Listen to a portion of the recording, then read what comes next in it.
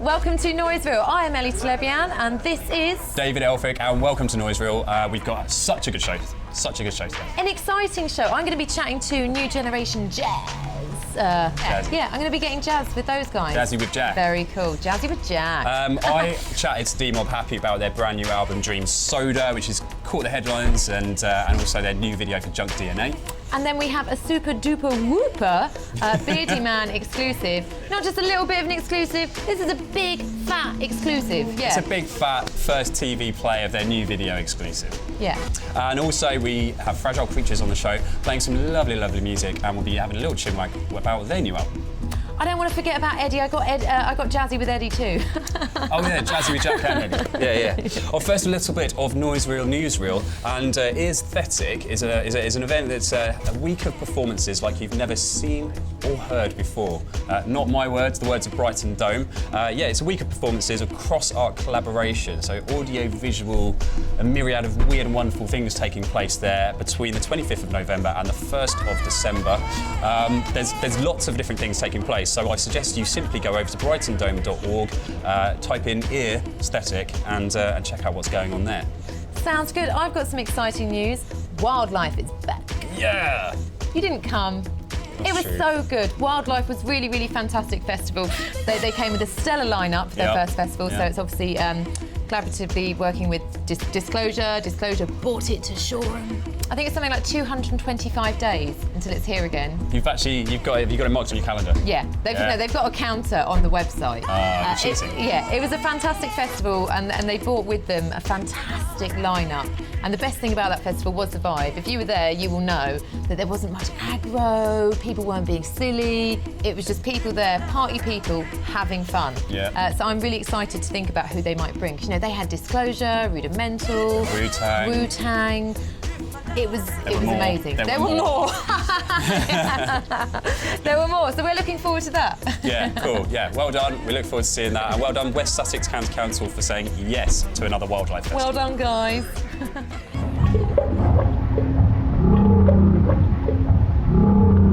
Hi, I'm here with Jack and Eddie from New Generation Jazz, who are going to talk to me all about that jazz. How are you doing? Good. Yeah, very well. Yeah? Yeah. Cool. I'm excited to be speaking with you because I love jazz. Okay, say it again. Yeah. Say it again. I love jazz. And one more time. Say it one more time. I love jazz. You're going to be bringing jazz to the forefront of people's minds. That's in the idea. In the South East through workshops and performances. Correct. So why are you doing this? Well, Because we like jazz. we like jazz too, don't like love you, it? Ellie. Yeah. We like it. We love it. We love it. We live it. But what we found is that jazz it confronts two different problems. Firstly, for a lot of young artists, it's really hard to break through and break out, especially outside London, the capital, where or the bigger cities where there's a lot more of a scene going on. But outside there's not a lot of media support, there's not a lot of radio support, there's not a lot of magazine support. It's very difficult to come out and actually find your audience.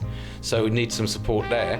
And also for audiences, especially outside the capital again, it's hard for them to actually access jazz and get close to it. A lot of the time it's quite expensive to go and see the gigs. It's sort of associated with a bit of a sort of cliquey older crowd.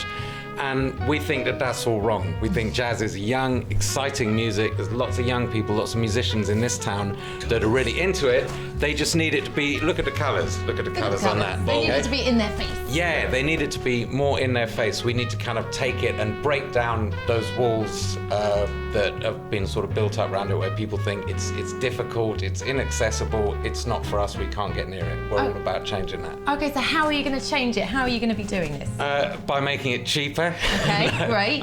That's one thing we've done. I mean, we were fortunately able to get some Arts Council funding, so big thanks to them. Big thanks. Without them, we wouldn't have been able to do this project. But the whole ethos of New Generation Jazz is about reaching out to that younger demographic and reaching out to the student population in Brighton and surrounding areas, and getting them along to the workshops, getting them involved, playing the music, and getting them to the gigs as well. Okay, so how are the workshops going to work? Tell us a bit more about those. So we actually had our launch on Friday. Shall I speak more into the mic? It was very successful. Yeah, had our launch on Friday at BIM, and we had the bassist Gary Crosby from Groundation and his saxophonist Nathaniel Facey, and the workshop was, it was mind-blowing, really, really good. Everyone, all the students walked away completely buzzing. everyone got involved, everyone had a go, and so and actually a lot of the students came to the gigs later on. So that's successful. That's the plan. Each one of our artists comes down. We get a load of young artists, like up and coming jazz artists that maybe people haven't heard of so much. They come down and do a gig at the Verdict on Edward Street. Okay, super cheap for NUS young people. Students get like half price admission. And on the same day, before the gig, they go around to one of the schools or colleges in the area and they do a workshop for whoever of the students are interested. So that's kind of, we're taking the music to the students and then we bring the students to the music. That's the way it works. Very, very, very, very cool. Thank you. So is that just going to be happening at the Verdict? Is it going to be happening anywhere else? The workshops are in different locations. So we Okay. did our first one at BIM, then we're going to take them to different colleges. Some of the workshops are going to be at the Verdict and will be open to the general public, so keep an eye out for those. But all the gigs are happening at the Verdict, 159 Edward Street. Okay, so guys, who's going to be involved in your workshops? Who's performing for you, and when's it happening next? Yeah, so the whole thing about New Generation Jazz is getting the new generation of jazz musicians from around the UK and the UK jazz scene, and giving them opportunities, workshop opportunities, gigging opportunities. So we just had our launch. We had the brilliant Gary Crosby's Groundation with Mobo award-winning Moses Boyd and Nathaniel Facey, and brilliant young guitarist Shirley Tete. That was on Friday. Next month we have the phenomenal Jamie Leeming, amazing guitarist, with Emily Dankworth, superb singer, and their band.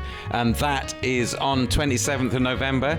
And then coming up after that, our pre-Christmas special, the unbelievable Henry Spencer, amazing rising trumpet star with his high-octane contemporary fusion band. That's on the 18th of December, so watch out for those. Okay, and where can we find out more information about you guys? www.newgenerationjazz.co.uk. That's our website. Everything's up there, so please go there. Otherwise, Facebook also. Yeah, or find us on Twitter, or just if you see any of these kicking about, just pick one up and take it with you. Okay, fantastic. Great to meet you. I'm very excited. Let's go Pleasure. double. Let's Yes, go double. I'm you very got it. excited Yes. about this. This is Us all very too. cool. Hi guys, it's Phil from Brighton Unsigned. Unbelievably, the people at Bmusic have asked me to come back. Don't know why, but here I am. So, I'm here to basically give you my 2 bands that I think you should look out for in the local area. I'm focusing on pretty much the younger element of bands around in Brighton at the moment, and 2 that stand out for me are Frankie Furlow and a band called Kudu Blue. We'll start off with Frankie Furlow. Frankie Furlow, 4-piece. Young band from BIM. Basically been going for roughly around about 2 years, and currently I would say are one of the hardest working bands in the whole of the Brighton area. Their music, quite frankly, is beautiful, and it's beautiful because the melodies just work and the lyrical content is from the heart. And what these guys write about, you actually feel when you're listening to it. Tell me that you're playing dead and you don't know what you're saying. Your eyes are open, but you're not behind them. Why can't I shake it from this silence? Yeah, there's something about them, isn't there? There's some very, I don't know, quite authentic sounding about them. There's nothing overcomplicated there, and I mean, the video that we just saw as well. When I sat there and watched it, it just moves you a little bit, you know. The video is this robot girl that's got a love of their life, and they're split, and although it's a robot girl, you endear yourself because the words make you feel that this person's a human being, and there's the emotion. So how they pull that off is quite stunning, really.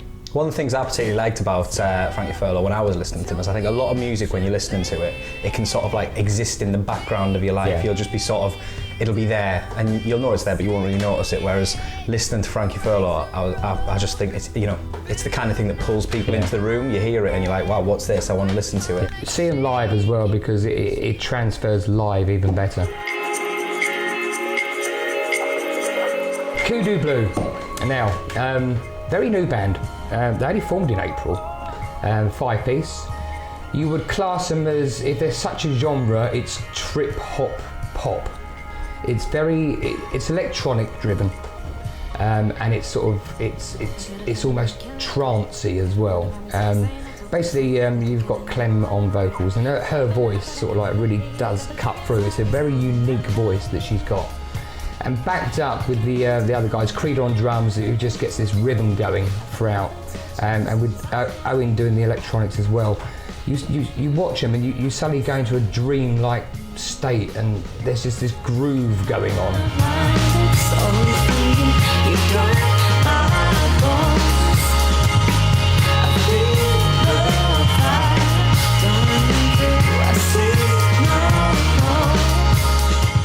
By taking into account how long they've been around, I mean, 6-7 months. Yeah. You watch the video online, and presumably I would imagine if you see them live as well, they seem so much more polished than a group that's been together for 6-7 months. I mean, I was completely shocked when you just said they'd only been together for 6 months, because I wouldn't have guessed that watching them yesterday. But yeah, definitely two to watch out for there then. I think so, but hey, what do I know?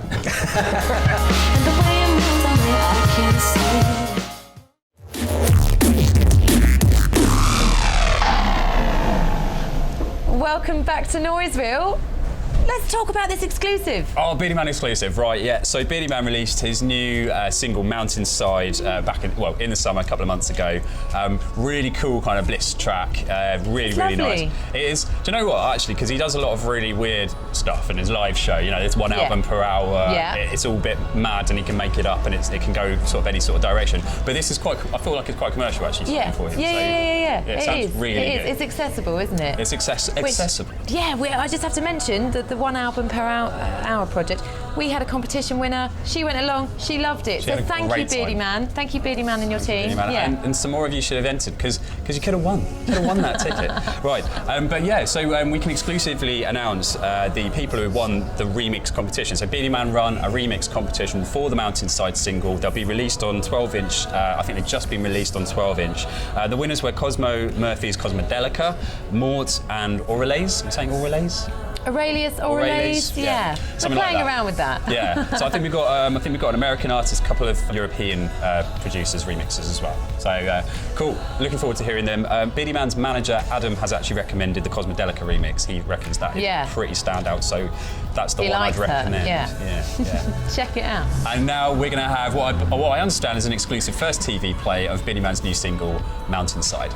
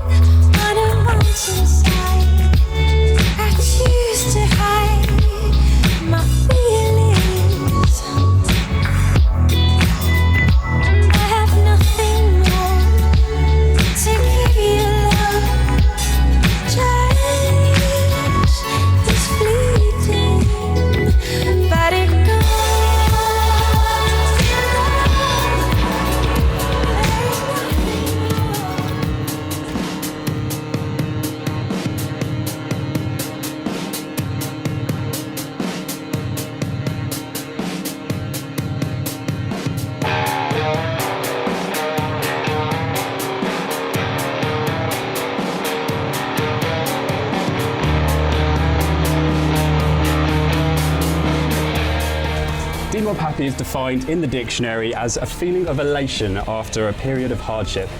And these guys have every reason to be chuffed with themselves. You've just released your first album, Dream Soda. Yeah. How's it all gone? It's gone very well. It's been really nice. It's been a crazy week. Yeah, people have bought the album, which is amazing.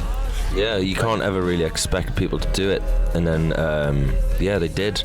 But, you know, not in their droves. It's not like we've hit #1 spot or anything. No, but people are enjoying it. They've bought it, which is a start. Which, yeah, it's great. Yeah. It is a start. Well, I mean, I think you're playing yourselves down here because you've had rave reviews from NME, DIY, people like that, Clash as well. So, and you've been touring relentlessly. Maybe it's just not sunk in yet.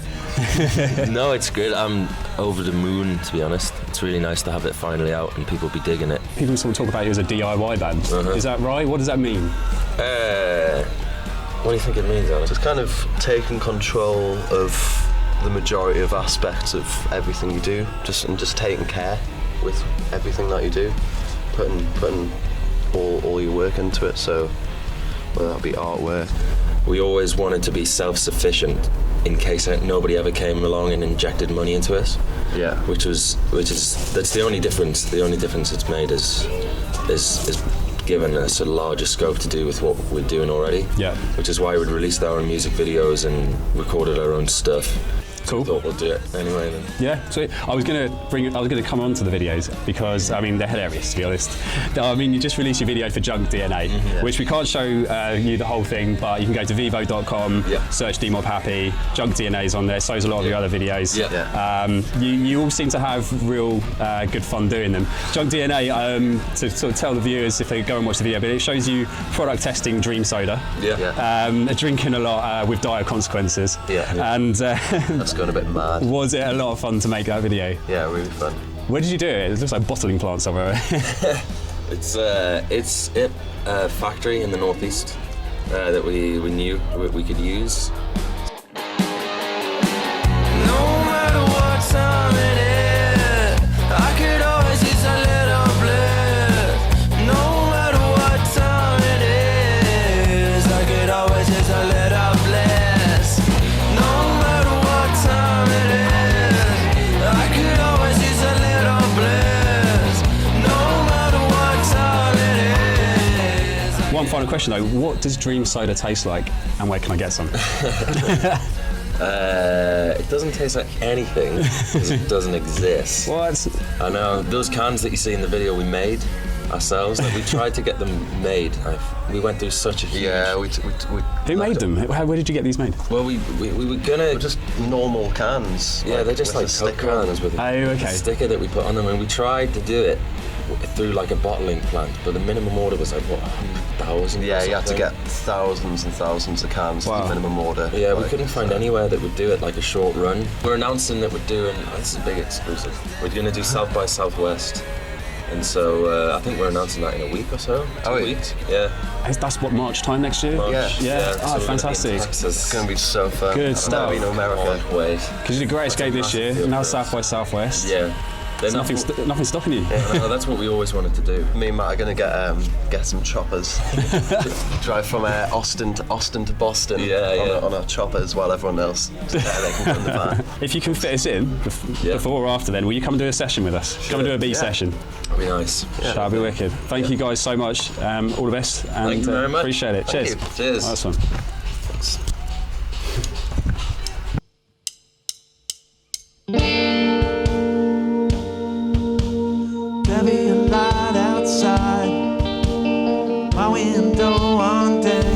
So I'm here with Adam and Aaron, two of the Fragile Creatures. How are you doing, gents? Very well, thank you. Yeah. Okay. Good stuff. Now, we've just heard you play Stowaways, which is the single that you've just released. It's a bit of an unusual one, but a bit different. Tell me a bit about the inspiration behind it. Well, I'm glad you asked him. Stowaways is it's about wanting to escape the planet with the impending doom of the end of the world,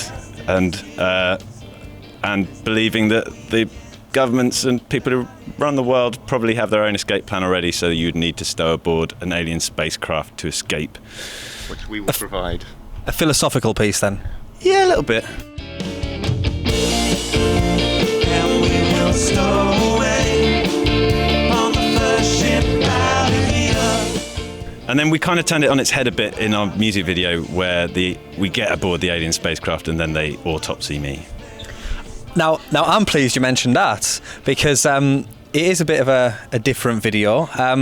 salad tongs and green faces come into play at various points. Tell me about that. I'm glad you asked him. I'm pleased you're glad. It's a bit of an homage to this like early 90s film called, I think it's called Fire in the Sky, where there's a true story apparently. Some guy got abducted, and then they have this scene where he's being autopsied, and I went, I'm having that. True in the sense that he believed it. Yeah. It happened. Yeah, he genuinely believed he'd been abducted by aliens, this guy. He was like a logger in America? Big question marks. I'm glad you asked, Adam. We didn't have any money, so... It was very amateur. It cost more to edit than it did to make. So the whole big budget music video is about 20 years past now, isn't it? So you've got to do these things a little bit smaller. The next video we do will be huge budget. Massive. It will look awful. We're going to get some helicopters, I think. Oh, awesome. So you said new album next year? No, it's going to be out before the end of the year, and it's going to be called Fragile Creatures and Other Wild Things. And where can people get hold of this? It'll be everywhere. This is your cue. I'm glad you asked him. Okay. We've got like national distribution, so it should be in like shops as well as online. Shops? Yeah, actual physical world shops. It's going to be on vinyl, and you can get it from a shop.